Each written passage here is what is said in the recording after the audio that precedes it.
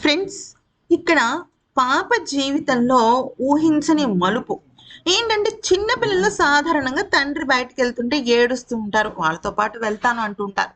కానీ అది అడవి ప్రాంతం అవ్వటము, చుట్టూ కనీసం జనసంచారం లేకపోవటము, అలాగే ఏకంగా ఎకరాలు ఎకరాలు ఇల్లు ఉండటము, ఈ ఇల్లు లేకపోవటము, ఇవన్నీ కూడా ఈ పాపను అసలు ఎక్కడికి తీసుకువెళ్ళింది, ఏ రకంగా వెళ్ళిపోయింది పాప, ఎక్కడ మిస్ అయింది అని చెప్పలేని పరిస్థితిలోకి తీసుకెళ్ళిపోయాయి. అయితే సాధారణంగా ఇల్లు చుట్టుముట్టు మనం ఒక జనజీవన స్రవంతిలో ఉన్నాం అనుకోండి, అప్పుడు ఏమవుతుంది, ఇమీడియట్‌గా అక్కడ పక్క ఇంటికి వెళ్ళడమో, లేకపోతే ఏదైనా జరిగిన సీసీటీవీ ఫుటేజ్ ద్వారా మొత్తం తీయడమో, సెల్ ఫోన్ ట్రాపింగ్ చేయడం ఇవన్నీ జరుగుతుంది. కానీ పోలీసులు ఇప్పుడు సెల్ ఫోన్ ట్రాపింగ్ కూడా చేస్తున్నారు. కానీ అది చాలా కీలకమైన విషయం. అయితే ఇక్కడ పాప విషయంలో ఉన్న ఒకే ఒక ఆధారం ఏంటి అంటే కుక్కపిల్ల. సరే, ఎందుకంటే కుక్కలకి సాధారణంగా అది పోలీస్ కుక్క కాకపోయినప్పటికీ కూడా కుక్క పిల్లలకి ఒక తెలియని ఒక బెనిఫిట్స్ ఉంటాయన్నమాట. అంటే అవి తొందరగా కనిపెడతాయి. ఎక్కడి నుంచి మనిషి వచ్చాడు, మళ్ళీ ఎక్కడికి వెళ్ళాలి, ఏ రకంగా వాళ్ళకి సిమ్టమ్స్ చెప్పాలి, ఇవన్నీ తెలుస్తాయి. అయితే అధికారులు చెప్పిన విషయం ప్రకారం ఏంటి అంటే, ఇప్పుడు జీపీఎస్ ట్రాకర్ అనేది చాలా కీలకంగా మారిపోతుంది. అంటే జీపీఎస్ ట్రాకరా? అసలు నిజంగానే జీపీఎస్ ట్రాకరా అంటే కుక్కకు పెట్టారు కరెక్టే. కానీ కుక్క చచ్చిపోయింది.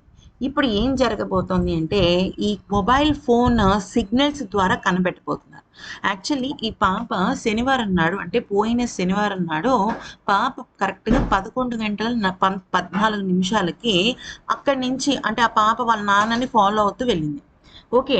అదే సమయంలో ఏదో జరిగిందా?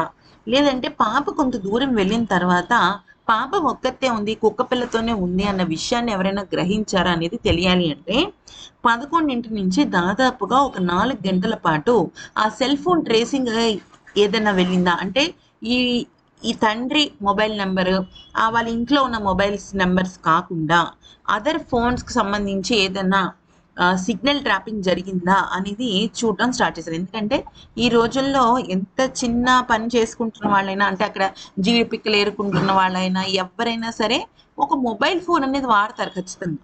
సో ఆ మొబైల్ ఫోన్ అనేది ఇప్పుడు కీలకం. అయితే అది ఈజీగా దొరికేస్తుందా అంటే, అది అంత ఈజీగా దొరకడం కష్టం. ఎందుకనంటే ఆ ప్రాంతం అలాంటిది, దానికి సంబంధించిన వ్యవహారం అలాంటిది. అందుకని ఏం చేస్తారంటే అన్ని ఫోన్స్‌ని ఒక డంప్‌లో పెడతారనమాట. అప్పుడు సిగ్నలింగ్ అనేది ఒక ఒక గుట్టలాగా మారుతుంది. అంటే ఒక పాయింట్ దగ్గరికి వచ్చి చాలా కీలకంగా మారుతుంది. అలా మారుతుంది కాబట్టే ఆ రకంగా వాళ్ళు అప్పుడు ఆ సమయంలో ఈ ఈ ఫోన్లు కాకుండా వేరే ఫోన్ నెంబర్ ఏదైనా కనిపెట్టగలమా అనేది వాళ్ళు చూస్తారనమాట. అలాగా దాన్ని బట్టి అసలు విషయం ఏంటని తెలుస్తుంది. దీని గురించి అధికారులు రకరకాలుగా ప్రయత్నిస్తున్నారు ఫ్రెండ్స్. అసలు మొత్తం అడవి గానీ, కొండ ప్రాంతం గానీ, పామ్ ఆయిల్ తోటల్లో కానీ ఒకటి కాదు 10 గ్రూపులుగా విభజన అయ్యి మరీ వాళ్ళు వెతకడం స్టార్ట్ చేస్తున్నారు. ఇంతకు మించి ఏం చేయగలరు? ఒక పక్కన వర్షం, ఇంకొక పక్కన పాపకు సంబంధించిన ఒక్క ఆచూకీ కూడా దొరకలేదు. సరే, ఉన్న ఒక్క కుక్క పిల్ల ఆధారము పోయింది. ఇంకా అదేమో అడవి ప్రాంతమాయే. సో చాలా టఫ్ సిచ్యువేషన్‌గా మారింది. దేవుడు కూడా కనికరించటం లేదు ఈ పిల్ల విషయంలో. ఎక్కడైనా ఒక చిన్న క్లూ దొరికినా కూడా, ఎందుకంటే ఇప్పుడు మనం మానవ ప్రయత్నం ఎంతైనా చేస్తాం. కానీ దానికి దైవ సహకారం తోడవ్వాలి.